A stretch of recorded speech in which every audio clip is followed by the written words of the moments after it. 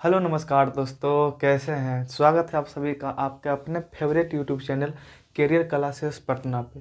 तो आज जो हम लोग देखने वाले हैं वो प्रत्यय और उपसर्ग है। ठीक, प्रत्यय और उपसर्ग।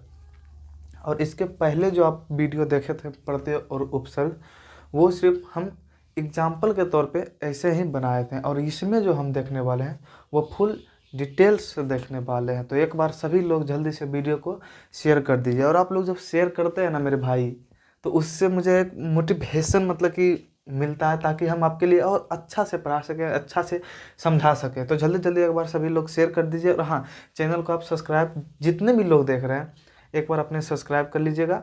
ठीक है, तो चलिए हम लोग प्रत्यय उपसर्ग को पहले देखते हैं। और इस वीडियो में हम सिर्फ उपसर्ग को देखेंगे। इस वीडियो में हम सिर्फ उपसर्ग को देखेंगे। ठीक, इस वीडियो में हम सिर्फ उपसर्ग को देखेंगे। तो हम पहले उपसर्ग को समझते हैं कि उपसर्ग का मतलब मेन जो होता है वो अर्थ क्या होता है।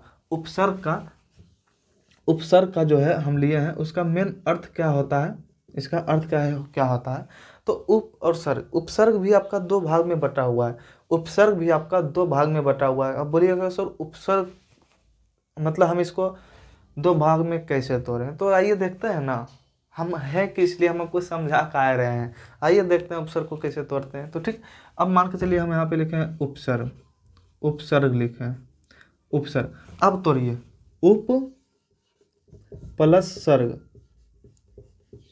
इसको हम दो भाग में तोड़ लिए हैं, एक उप और एक सर्ग। ठीक, उप का मतलब क्या होता है, उप का मतलब होता है पहले। उप का मतलब क्या होता है, उप का मतलब होता है पहले। उप का मतलब पहले और सर्ग का मतलब बाद होता है। सर्ग का मतलब जोड़ना होता है, सर्ग का मतलब जोड़ना होता है। ठीक, तो उप का मतलब होता है पहले, पहले, और सर्ग का मतलब होता है जोड़ना, जोड़ना। ठीक, तो पहले जोड़ना, किसी शब्द के पहले जोड़ना, किसी शब्द के पहले जोड़ना, वही आपका उपसर्ग कहलाता है। उपसर्ग, किसी शब्द के पहले जो शब्द जुड़ा हो उसी को हम लोग उपसर्ग कहते हैं। किसी शब्द के पहले जो शब्द जुड़ा हो उसी को हम उपसर्ग कहते हैं। अरे भैया हम समझ गए हैं, अरे भैया हम सब समझ गए, क्या समझे हैं।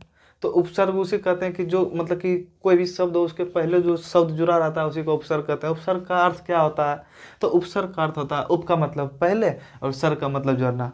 ठीक, तो आप लोग बोलिएगा अरे भैया आप इतना अच्छा से समझाइएगा और हम ना समझें, ऐसा हो सकता है? नहीं हो सकता है भाई, हम आपको समझाने हैं इसीलिए आए हैं। तो चलिए, उप का मतलब जोड़ना पहले और सर्ग का मतलब जोड़ना। अब हम इसका कुछ एग्जाम्पल देख लेते हैं, मतलब हम समझेंगे कैसे कि उपसर्ग को मतलब कि कैसे जोड़े हैं, कहाँ पे जोड़े हैं। ठीक, तो आप एक शब्द लिखिए, जैसे हमने लिखे हैं हार।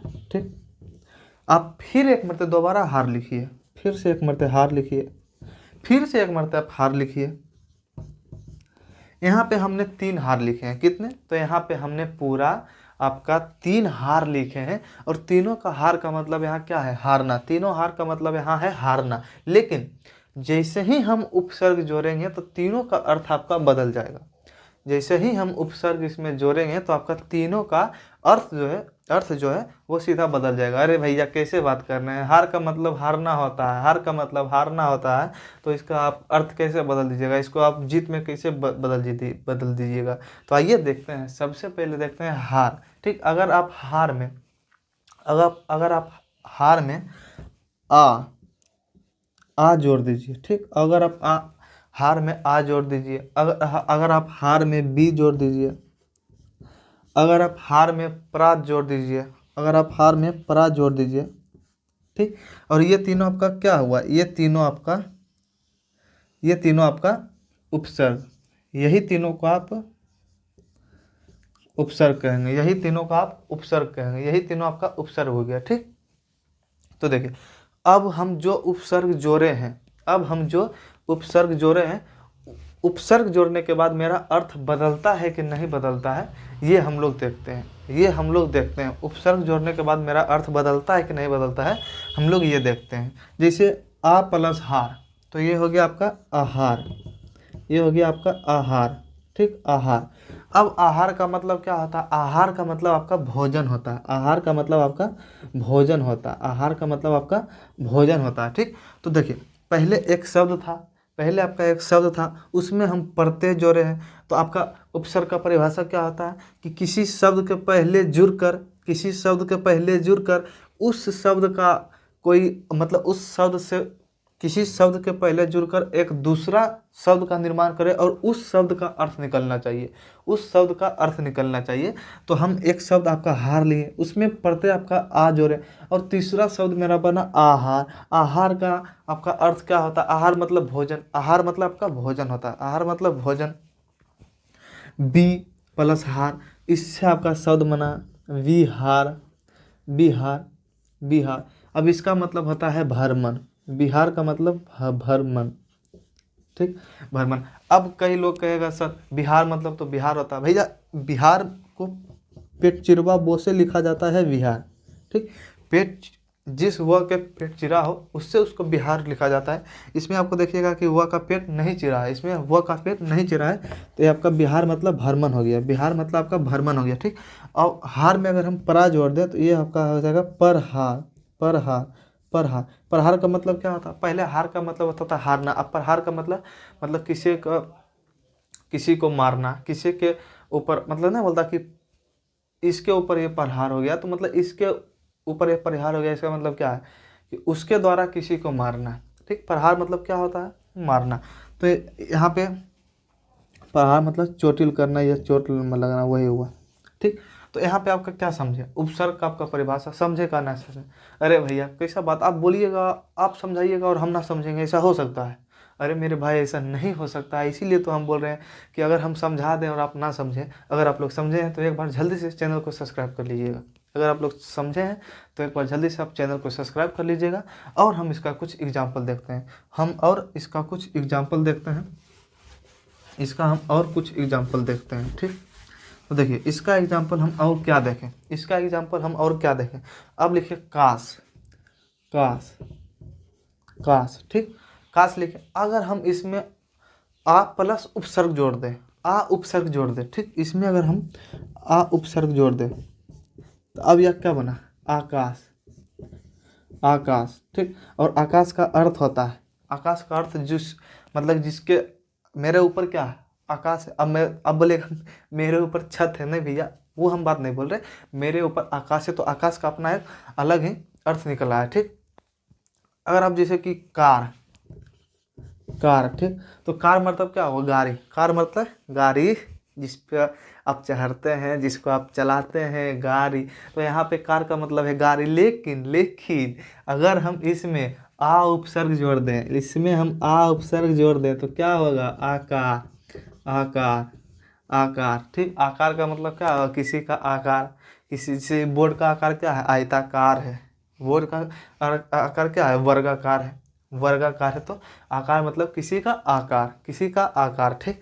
अब हम यहाँ चार लिखे हैं, ठीक। चार मतलब कितना है भैया? चार, चार मतलब कितना है? चार, समझे कि नहीं? हाँ, अरे भैया आप समझाइएगा और हम ना समझें, ऐसा हो सकता है? नहीं भैया, इसीलिए तो हम बोल रहे हैं, हम समझाएं और ना समझे। तो चलिए आइए देखते हैं चार मतलब क्या है? चार। लेकिन लेकिन इसमें अगर हम वा वी उपसर्ग, उपसर्ग को जोड़ दें, अगर हम इसमें वी उपसर्ग को जोड़ दें तो क्या होगा? विचार, विचार, विचार। अब विचार मतलब क्या है? सर आपका विचार बहुत अच्छा है, सर आपका विचार मतलब कि हमको बहुत प्रभावित किया। तो विचार मतलब किसी का विचार होना, किसी के मन में क्या चल रहा है, क्या विचार है उसके बारे में। जैसे आप लोग का मेरे बारे में क्या विचार है, एक बार ज़रूर कमेंट कीजिए कि आप लोग को मेरे बारे में क्या विचार है, ठीक। अगर अच्छा विचार हो तो एक बार चैनल को सब्सक्राइब कर दीजिएगा, इससे हम समझ जाएंगे कि नहीं आप लोग को मेरा वीडियो अच्छा लग रहा है, मेरा कंटेंट अच्छा लग रहा है, ठीक, मेरा कंटेंट अच्छा लग रहा है। तो अब हम देखते हैं कि उपसर्ग का प्रकार, उपसर्ग का भी प्रकार होता है, और उपसर्ग का 3 प्रकार होता है, उपसर्ग का पूरा 3 प्रकार होता है। उपसर्ग का कितना प्रकार? 3 प्रकार। तो हम देखते हैं कि उपसर्ग का प्रकार, हम अब लोग देखते हैं उपसर्ग का प्रकार। उपसर्ग के प्रकार, प्रकार, ठीक। तो हिंदी में उपसर्ग 3 प्रकार का होता है, हिंदी में आपका उपसर्ग 3 प्रकार का होता है। हिंदी में उपसर्ग, हिंदी में उपसर्ग, उपसर्ग 3 प्रकार का होता है, 3 प्रकार का। कौन कौन सा? हिंदी में उपसर्ग 3 प्रकार का कौन कौन? तो पहला आपका होता है संस्कृत के उपसर्ग, पहला संस्कृत के उपसर्ग, संस्कृत के उपसर्ग, संस्कृत के उपसर्ग, ठीक। संस्कृत के उपसर्ग को आप लोग तत्सम का उपसर्ग भी बोलते हैं।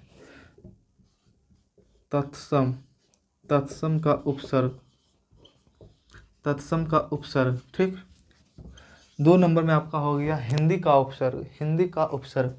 2 नंबर में आपका हिंदी का उपसर्ग, हिंदी का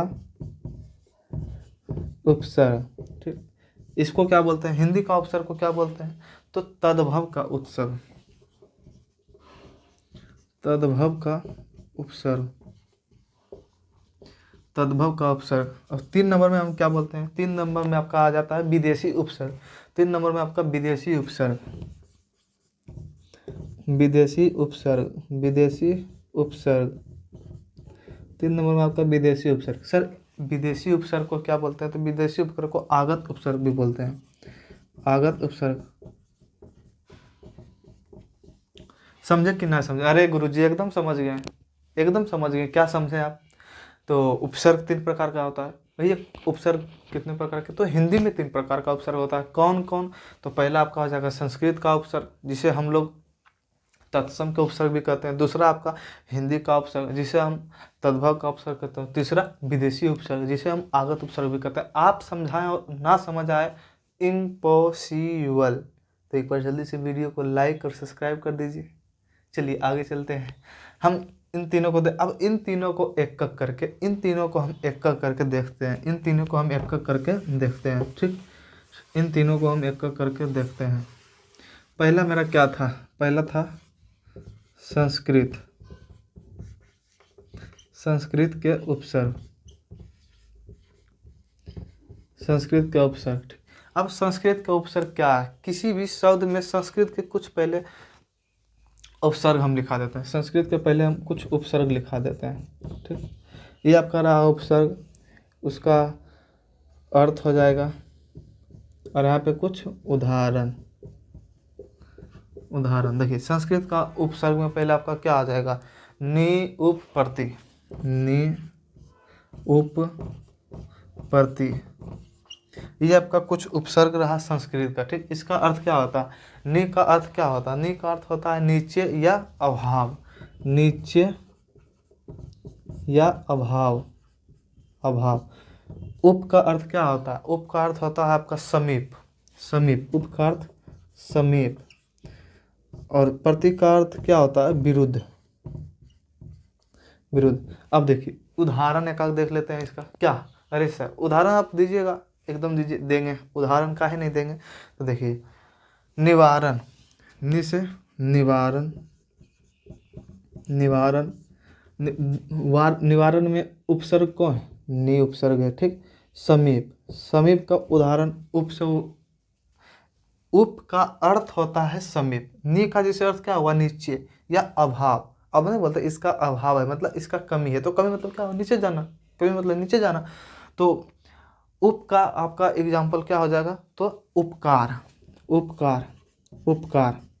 ठीक, और प्रति का एग्जाम्पल तो प्रतिक्रिया, प्रतिक्रिया, प्रतिक्रिया, प्रतिक्रिया। ठीक, ये आपके रहे संस्कृत के उपसर्ग, ये आपके संस्कृत के उपसर्ग। अब हम लोग देखते हैं, ये आपका पहला समाप्त हुआ। समझ आया जी गुरुजी, एकदम समझ आया। संस्कृत का कोई उपसर्ग हो और वो किसी शब्द में लगकर तीसरा शब्द का अर्थ निकालता है। जैसे कि हम निवारण देखें, तो निवारण में नि उपसर्ग जोड़े तो नि उपसर्ग बराबर नि, पहले वारण था उसमें नि उपसर्ग जोड़े तो निवारण। और निवारण मतलब क्या होता है, नहीं ये काम मतलब कि इसका निवारण हो गया, तो मतलब समाप्त होना। निवारण का मतलब समाप्त होना, समाप्त होना, समाप्त होना। उपकार, मेरे ऊपर आपका बहुत उपकार है। अगर आप लोग इतना सपोर्ट नहीं करते तो हम इतना आगे नहीं जा सकते। ऐसे ही आपसे रिक्वेस्ट है कि आप हमें सपोर्ट कीजिएगा। इसी अगर आप सपोर्ट करते हैं तो हमें एक मोटिवेशन, एक अंदर से एक ऊर्जा मतलब कि मिलता है, ताकि हम आपके लिए और अच्छे से अच्छे वीडियो लेकर आएँ, अच्छे से अच्छे टॉपिक लेकर आएँ जो आपके एग्ज़ाम में पूछा जाता है। तो उसी का हुआ है, हम आपके ऊपर एक उपकार कर रहे हैं कि आपको हम पढ़ा रहे हैं, और आप हमारे ऊपर एक उपकार कर रहे हैं कि आप हमको सपोर्ट कर रहे हैं। तो उपकार का मतलब क्या होता है, सहायता करना एक तरह। और प्रतिक्रिया, प्रतिक्रिया मतलब तो समझते हैं कि अगर हम आपसे पूछें आप ना बताएं तो मेरा प्रतिक्रिया क्या होगा, ये आपको पता है कि मेरा प्रतिक्रिया क्या होगा। तो प्रतिक्रिया मतलब होता है क्रिया के उल्टा, उल्टा प्रतिक्रिया, क्रिया के उल्टा प्रतिक्रिया। ठीक, तो प्रतिक्रिया मतलब क्या होता है? प्रतिक्रिया दिखाना यानी गुस्सा हो जाना, या प्रतिक्रिया मतलब क्या, हम कुछ कहें उस ना सुने तो मेरा प्रतिक्रिया क्या होगा, उसके ऊपर हमें गुस्सा आएगा। तो चलिए, पहला आपका संस्कृत के उपसर्ग क्लियर है, संस्कृत के उपसर्ग क्लियर है, समझ आया? जी सर, एकदम समझ आया। हम आगे देखते हैं आपका हिंदी के उपसर्ग, हिंदी के उपसर्ग आगे देखते हैं, हिंदी के उपसर्ग आगे दूसरा नंबर में हिंदी के उपसर्ग, हिंदी के उपसर्ग, हिंदी के उपसर्ग, इसे हम तद्भव उपसर्ग भी कहते हैं, तद्भव के उपसर्ग। ठीक सर, तद्भव के उपसर्ग, हिंदी के उपसर्ग को हम तद्भव, ये क्या होता है? तो किसी भी शब्द में हिंदी का उपसर्ग लगकर, किसी भी शब्द में हिंदी का उपसर्ग लगकर उसका अर्थ बदल दे, उसका अर्थ बदल दे। जैसे जैसे आपका क्या होगा, उपसर्ग हम कुछ देख लेते हैं, हम कुछ उपसर्ग देख लेते हैं। पहले उपसर्ग देखते हैं, फिर यहाँ पे उसका अर्थ देखेंगे, और यहाँ पे उसका उदाहरण देखेंगे कि इसका उदाहरण क्या हो सकता है। तो देखिए, पहला उपसर्ग आपका क्या, पहला उपसर्ग आपका हो जाएगा अ, दूसरा आ जाएगा अन। अब सर आ का अर्थ क्या होता है?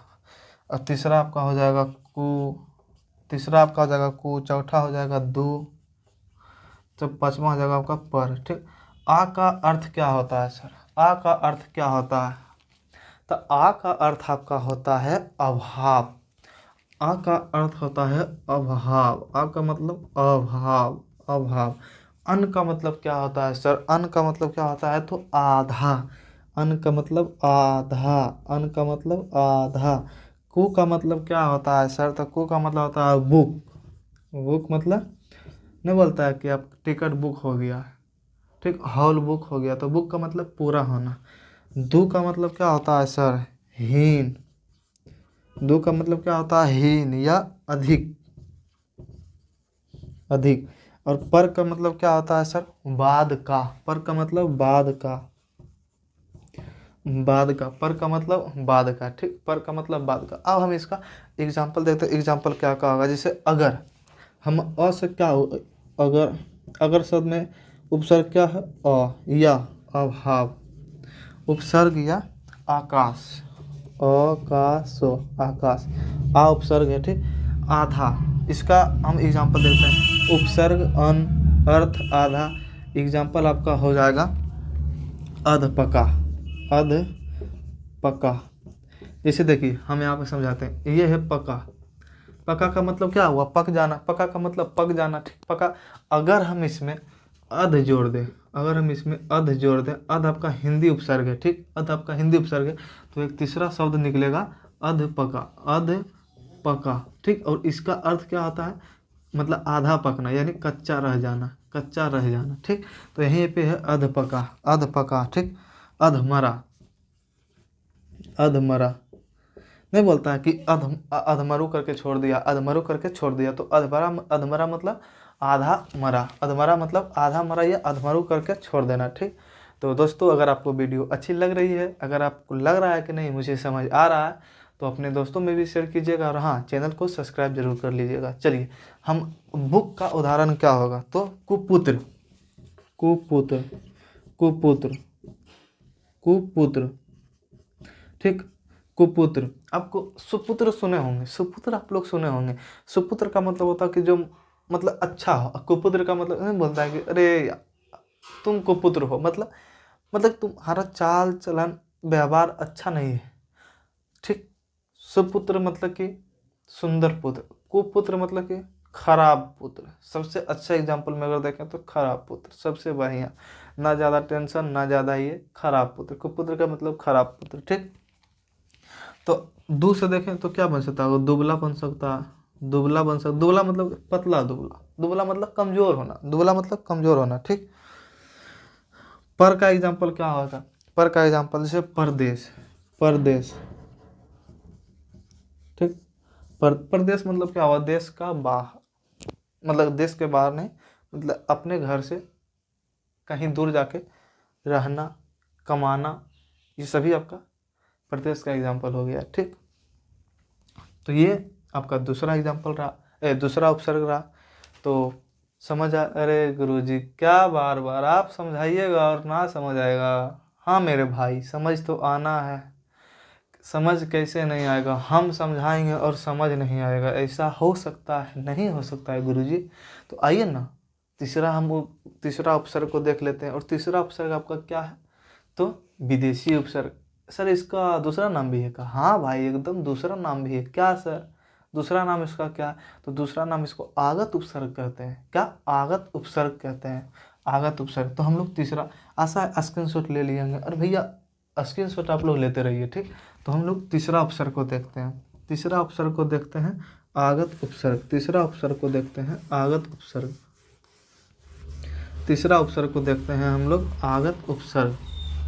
तीसरा उपसर्ग को हम लोग देखते हैं आगत उपसर्ग। पहले आपका हो जाएगा विदेशी उपसर्ग, विदेशी उपसर्ग, विदेशी उपसर्ग। ठीक, या आगत उपसर्ग, आगत उपसर्ग। अब सर विदेशी उपसर्ग में क्या होगा?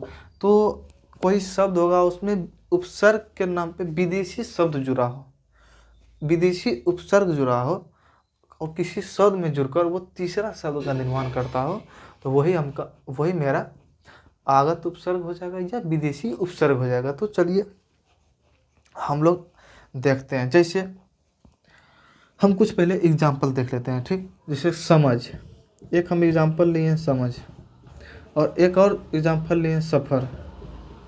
ठीक, एक और एग्जाम्पल लिए हैं सफ़र, एक और एग्जाम्पल लिए हैं हम दम।